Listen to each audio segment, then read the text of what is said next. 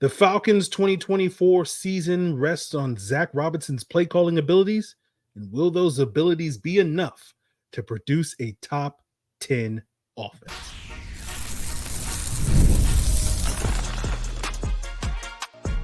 You are Locked On Falcons, your daily Atlanta Falcons podcast. Part of the Locked On Podcast Network, your team every day. Welcome back, everyone, to another illustrious episode of the Locked On Falcons podcast, your daily Atlanta Falcons podcast, part of Locked On Sports Atlanta, your team every day. And today's episode is brought to you by FanDuel. Make every moment more as the playoffs wind down. The sports stop sporting like we want them to, but this summer FanDuel is hooking up all customers with a booster bonus daily. That's right. There's something for everyone every day, all summer long. Visit FanDuel.com/lockedon to get started. So, guys, if you don't know me, I'm your very humble host, Aaron Freeman. Been covering the Falcons for 18 years, formerly at FalcFans.com, RIP. Still going strong on this illustrious podcast. You may also know me as Mr. Drew, as Mr. Sirius Black, as Mr. AKA, the iron that sharpens the iron, all that stuff and more. And I thank each and every one of you that is an everydayer of this podcast that makes it your first listen or first watch each and every day. And all you got to do to become an everydayer subscriber, follow for free on YouTube or wherever you listen to podcasts. So later on today's episode, we'll talk about the UFL additions that the Falcons made this past week. But the bulk of today's episode is going to be talking about Zac Robinson's play calling potential. And this sort of topic comes from me listening to a podcast from Mina Kimes and her guest, Stephen Ruiz of The Ringer. And they were talking about what teams they thought had the potential to be a top 10 offense this year. And I didn't expect the Falcons to make their lists. They didn't, but I was curious if they would get an honorable mention from either one of those two people. They did, from Stephen Ruiz. And I'm sure there are plenty of viewers and listeners that expect the Falcons to be a top 10 offense this year. I don't count myself among that group of people. I've mentioned before where my expectations for the Falcons offense this year is probably something more in that 12 to 15 range, an above average unit, but probably not one of the 10 best in the league. And we'll talk about this a little bit later, but those expectations are based heavily on, this being year one of, this regime, this play caller, Zac Robinson, new quarterback, right? You have an offensive line that's getting kind of revamped or whatever. And typically things don't always sort of mesh immediately. You don't hit the ground running in the NFL in year one. You can sort of set the floor, a high floor for year one, but then you can sort of build, that second floor. I guess, you set the ground floor in year one, and then you can start adding the second floor and the third floor or whatever, raise the ceiling, all that stuff in years 2 and beyond. And so it's certainly possible that I think the Falcons could come together in year one and be a top 10 offense. But I think that's going to really heavily depend on them being much more explosive in offense than I think probably is a reasonable expectation to expect on them. Now, if you're new to the podcast, you probably don't know this, but since starting to cover the Falcons, well, not in 2006, but starting in 2013, I've been pushing this notion that explosiveness is kind of the most important thing when it comes to offensive football ever since 2013. And I think, I have data going back to 2010 with the Falcons, looking at drives that include a 20-plus yard play and drives that don't. And when the Falcons have a drive that includes a 20-plus yard play, they average about 3.4 more points per drive than on drives when they don't have that. They're 2.7 times more likely to reach the red zone on those explosive drives, 2.9 times more likely to score on an explosive drive than a drive that doesn't include it, and 4.4 times more likely to score a touchdown on a drive that includes an explosive play than a drive that does not. And that's obviously Falcon-specific research. I've never done the work to do a league-wide comparison or whatever, but I think there's a lot of corroborating evidence that suggests that that's a league-wide trend. Whether it's those exact figures remains to be seen, but you can just look at pretty much every year where you look at the teams that finish in the top 10 in explosive points in terms of generating 20-plus yard plays. The vast majority of those teams are going to make the playoffs. They're going to be top 10 in points scored and other offensive metrics like DVOA and expected points added and all that stuff. And, the other thing we've sort of harped upon on the podcast is team success is driven by offensive success. That's been overwhelming data over the last 10 or 15 years. I know I broke it down 2 years ago on the podcast. I can't remember the exact numbers, but I'm pretty sure it's close to these numbers. It was like 90% of the teams that made it to the Final Four, aka the conference championship level, had top 10 offenses, where only about half that number, about 45%, had top 10 defenses. And it's part of the reason why, like, I don't sit here trying to gaslight you guys and tell you, oh, this defense is going to be great this year. Like, we're hoping for league average this year. I'm kind of expecting them to be like the 22nd best defense in the NFL this year. And I think if the offense is good enough, they will be able to win a lot of games, even if the defense is quote unquote holding them back in that way and is borderline a bottom 10 sort of defense. So, I think this team's ability to have that type of offense is based off of how good is Zac Robinson at generating explosive plays. And that's the big question we're going to have about Zac Robinson. And we're not going to get really an answer until we get to September, right? And, we've had offensive coordinators that weren't great in this area for the last couple of years now in terms of designing and generating explosive plays on offense. And I think that's been a big reason why this offense has had bad, whether that's Sark, whether that's Cutter, whether that's Arthur Smith. None of those guys were great at scheming up explosive plays. And I don't think it's a coincidence that the Falcons have been in this 6-year playoff drought with those guys calling plays, in 7 years straight.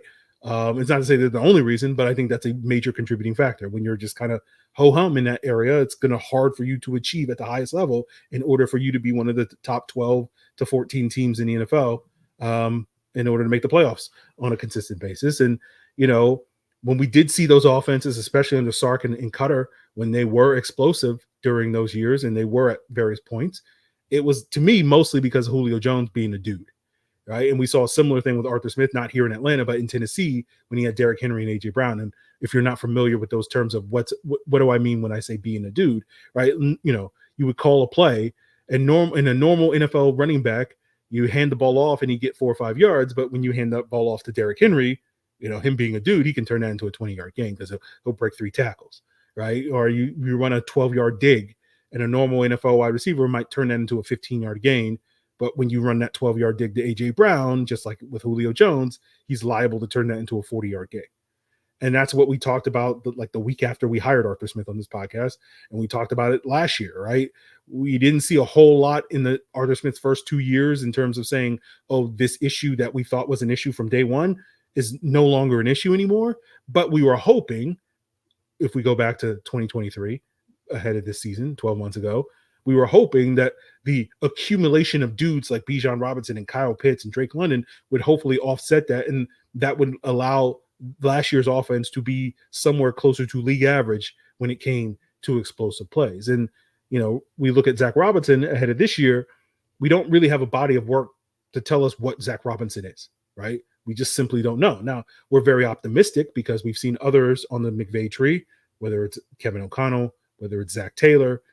Those guys have been generally good at generating explosive plays. We know Cincinnati's offense at various points in the last couple of years has been one of the most explosive offenses in the league.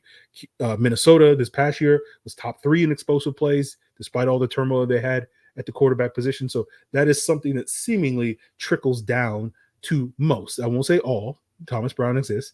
Most of his Sean McVay, that is, proteges. But we don't really know where Zac Robinson fits in that paradigm. But fortunately for us, the buzz coming out of OTAs has been very promising. So that gives us maybe a little bit more hope. But we really won't know until we get on the field and play real games in September. So the question with Zac Robinson is going to be, how much better is he than his predecessors, whether that's Arthur Smith, Steve Sarkisian, or Dirk Cutter, right? If he's the same, it's probably going to be another disappointing year for the Atlanta Falcons.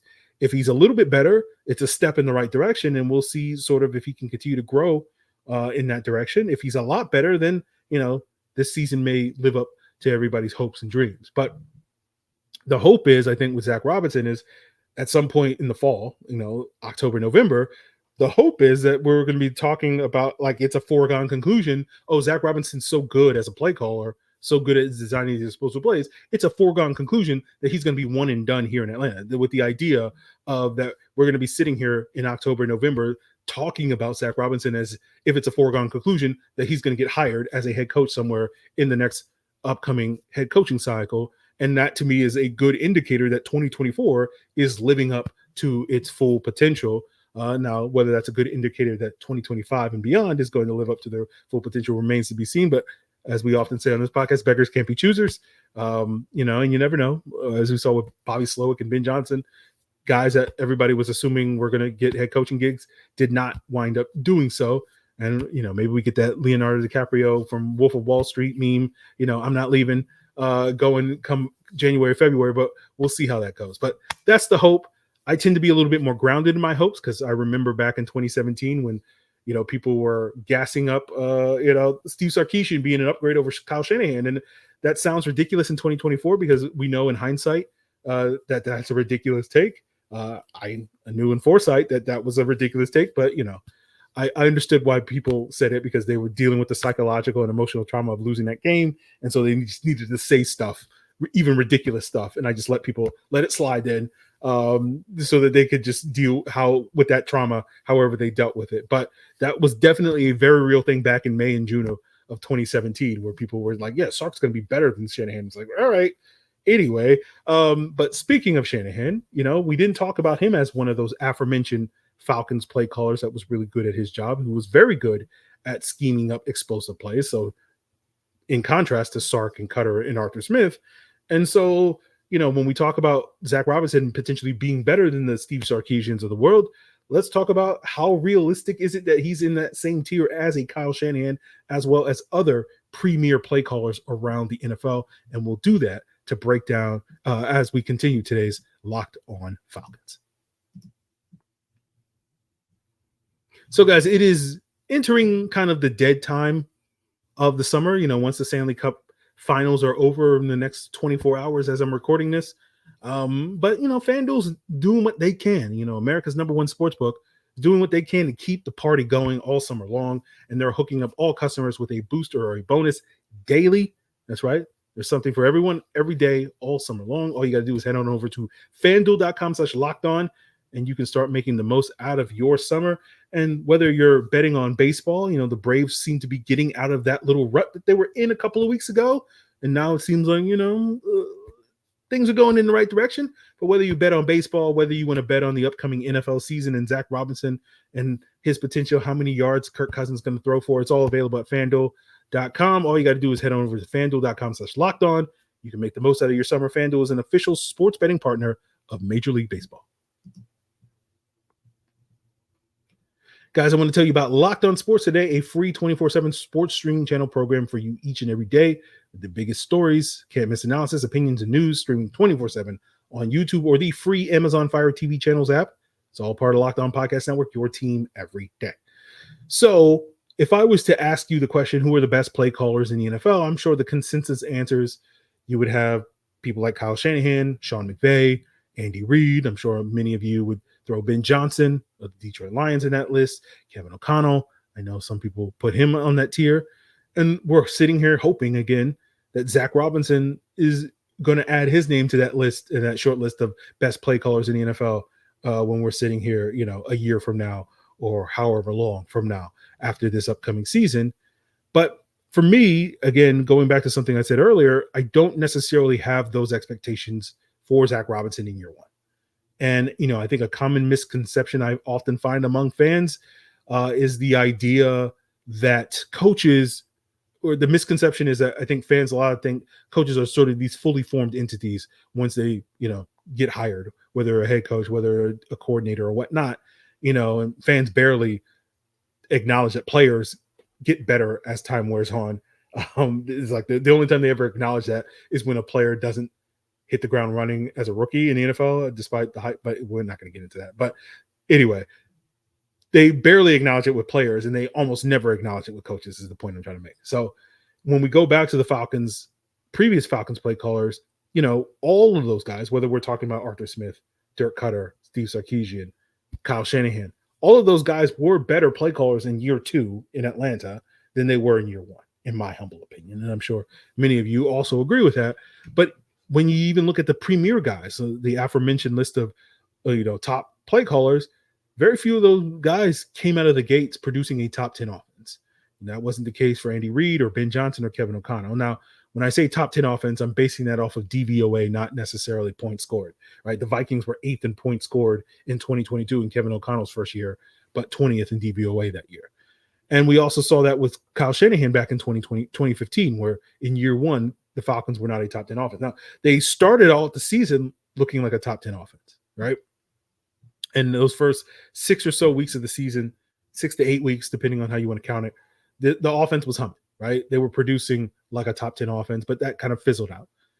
A lot of that was due to injuries, right? A lot of their early success in September of 2015 was due to Julio Jones being a dude and being the most dudely dude of all dudes, if that makes any sense, because he was dominant that first 3 weeks of the season. He got hurt in that week 4 game against Houston, was kind of a decoy for the next couple of weeks. Fortunately, Shanahan's scheming was able to, at least for that week 4 game against Houston, make Leonard Hankerson a thing for that week. And then the next couple of weeks, they were basically mostly riding the ground game by Devontae Freeman. And then they kind of hit a wall. The ground game certainly did in week 9 against the 49ers. And the Falcons offense continued to stagnate because by that point, not only Julio was hurt, but Hankerson was also hurt. And, that was the point when everybody was like, why aren't they throwing the ball to Roddy? And I was on this podcast being like, Roddy's washed, but, it is what it is. That's why the Falcons squandered that 5-0 start in 2015, right? For those reasons, because their offense started to fizzle by midseason, is basically the point I'm trying to make. And so when I look at one of the best play callers in the NFL, not necessarily being able to do that for a full season, maybe half a season in year one, that's why I don't put those expectations on Zac Robinson, right? I'd love to be wrong about that, but to me, this season is more about establishing a baseline. And that baseline to me is probably more likely to be a top 15 offense. And, once everybody gets comfortable, right, everybody's mingling and whatnot and building their rapport and getting comfortable with one another, whether it's the coaches, whether it's the players, etc., then that top 10 unit comes to full fruition in year 2 in 2025 for this Atlanta Falcons team and Zac Robinson. Now, the one exception to this talking about, hey, you can't expect top 10 offenses in year 1 is Sean McVay, right? That you look at the Rams, in 2017, in McVay's first year, they were 8th in DVOA. After the previous year, they were 32nd in offensive DVOA. Every dayers may recall a conversation I had with Locked On Rams host Travis Rogers back in February, where I said, I think Sean McVay is the best coach in football. And part of that is due to Sean McVay being an outlier in a lot of regards. And this is one of those, and that's part of the reason why my expectations tend to be a little tempered for Zac Robinson entering this year, just because I don't think it's fair to Zac Robinson to expect him to be a Sean McVay level sort of outlier, to be that rare sort of coach that can produce a top 10 offense right out the gates. I know some of my critics tend to think that's just because I'm a negative person, which is a fair criticism to me in a lot of things, but I don't think it's an accurate assessment of what I'm doing here. I just think I'm being reasonable, basically based off of that. It's like, why would I expect Zac Robinson to do things that Kyle Shanahan, Andy Reid, Kevin O'Connell, and Ben Johnson couldn't do, right? To me, not putting those expectations on Zac Robinson isn't negativity. It's just being a reasonable person, but that's just me, right? So while I sit here and I go, I think it's definitely possible that Zac Robinson and this Falcons offense could be the exception. I don't think it's particularly likely. It's just similar to me. Like, it's possible that Beyonce may divorce Jay-Z and decide to marry me, right? It's possible, not likely, but it's possible. But, if you were advising me, you would say, I don't think it's reasonable for you, Aaron, to spend all your money on a, 7-figure wedding ring. Good luck affording I got to take out a loan to get a 7-figure wedding ring. And I sell every item in my entire life to afford that. But, you would probably advise against me spending all of my money, literally all of my money and money I don't even have, on a 7-figure wedding ring to propose to Beyonce, because it's like, yeah, it's possible she could say yes, but it's probably not likely, right? So that's, that's it. That's an extreme example, but I hope you guys understand where I'm coming from, where it's just like, yeah, a lot of things are possible, but just because it's possible doesn't mean it's likely. So we'll see how that turns out. As I said earlier, I think a lot of this season is going to be determined by how good a play caller Zac Robinson is. And I think a lot of that's going to be determined by how good he is at scheming up explosive plays. I'm sure we'll probably be talking a little bit later this week about, Bijan Robinson's sort of potential to be a dude this year. So that may be something that we explore, I think, tomorrow on the podcast with Jarvis Davis. But we'll wrap up today's episode talking about the UFL signings and why that these guys aren't sort of your typical camp bodies at this point. And that's what we'll do to finish today's Locked On Falcons.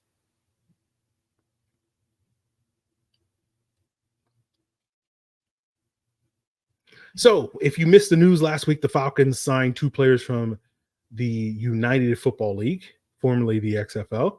That was offensive tackle Jaryd Jones-Smith, defensive tackle Prince Emili. They also finished signing their draft class with Michael Penix being under contract, but that's a foregone conclusion at this point. That's why we don't talk about it. But talking about the UFL guys, Jones-Smith, a Pitt legend, played with St. Louis this past year in the UFL. Has been kind of a journeyman, bouncing around various NFL teams since 2018 as an undrafted free agent. I believe the Falcons will be his 7th NFL team, and then you count like the 3 other, semi-pro. I guess that what we're calling the UFL and the XFL and the AAF and all that stuff. What we call them semi-pro leagues, whatever. So yeah, he's been on a lot of teams basically over the last 6 years. He did one of those teams that he did spend time on was Miami in 2019. Where a certain current Falcons assistant offensive line coach, Sean McVay, was an offensive assistant on that team. And if you were an everydayer of this podcast last summer, we spent quite a bit of time talking about that Falcons potential pipeline in terms of former offensive linemen, because we were concerned about the Falcons offensive line depth. That was a major concern for us last summer. And we talked about that sort of coaching connection between Sean McVay and the Dolphins and sort of eyeing some potential Dolphins training camp cuts as potential future Falcons. And so I am going to count this as me being a prophet once more, because yes, they signed the ex-Dolphin a year later, and it wasn't quite the players that we thought it was going to be. But again, the visions, the prophecies aren't always clear. It's just like Miami Dolphins. That's kind of what it is. Watch out for the future, the former Dolphins coming to Atlanta. So the prophecy was foretold here on this illustrious podcast. It's just, again, some of you might think, oh, it's a year late, but it's like, hey, I sit here and I say, I told you the prophecy a year earlier than anybody else was going to tell you the prophecy. So I think that's a feather in my hat, but, to each their own. So the prophecy was foretold. Now, when it comes to Prince Emili, he was with San Antonio this past year, undrafted free agent out of Penn back in 2022. Unfortunately, spent some time with a pesky team from New Orleans, in 2022. But the notable thing about him was that he led the UFL among interior defensive linemen in pressures this year with 27, according to PFF. I think what's notable about these UFL guys is we've seen this trend in Atlanta from the general manager that happened to spend some time in New Orleans. But I'm just thinking of what David Shealy said in that Tony Gonzalez episode we did last week, with Terry being an op, I guess you could say. Anyway, but I think we've seen sort of I've heard someone else refer to it as the unorthodox way that the Falcons have sort of brought in players, right? We've seen this with CFL guys. We've seen this with XFL guys from last year, right? They had 3 XFL pickups at the end of the XFL season last year. That was offensive tackle Barry Wesley, safety Lucas Dennis, and defensive tackle LaCale London. All 3 of those guys wound up making the Falcons practice squad last summer. All 3 are still with the team today. And London wound up being elevated to the roster midseason, played well in the second half of the year, to the point that now I think he's kind of a front runner to potentially be a starter in their base defense as their nose tackle, with the battle between him, Zion Logue, and Eddie Goldman seemingly being that spot. And so I look at all of these guys, whether we're talking about these XFL guys, these UFL guys, you talk about D. Alford in the CFL, right? These aren't your typical camp bodies that I think they would be with a lot of other NFL teams, that the Falcons have found a lot more success with these types of players, making the roster and being contributors for them, like London, like Alford, and we'll see what happens with Wesley and Dennis this year. But I do think with a guy like Jones-Smith, he has a legit shot at making the roster this year, right? That's what I mean, where it's like they're not typical camp bodies where you're just like, yeah, they're not going to make it. They're just here for competition.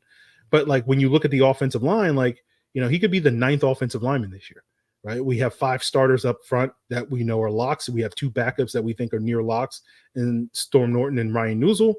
That 8th offensive lineman presumably is probably going to be Javon Gwynn, last year's 7th round pick.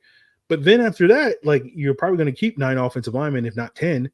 That 9th and possibly 10th spot is wide open, right? And Jones-Smith is just as likely as a Barry Wesley or really anybody else to make that spot. And, while I think it's probably a little tougher for someone like Prince Emili to make the 53-man roster, just because the Falcons have so many bodies at that interior D-line, and several of them being like draft picks, so they have a vested interest in keeping those guys over someone like a Prince Emili. So, I'm not convinced he'll make the 53, but I do think he's probably as good a bet as anybody to make the practice squad.